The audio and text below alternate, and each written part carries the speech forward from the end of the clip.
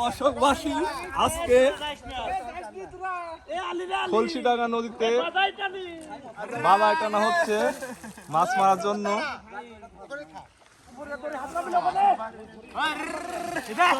সবাই দেখেন ঈদের আনন্দ এবং মাছ মারার আনন্দ একসাথে মিশে গেছে।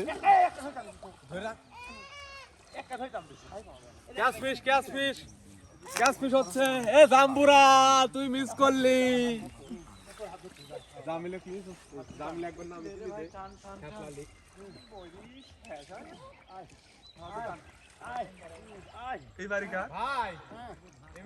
মোস্তফা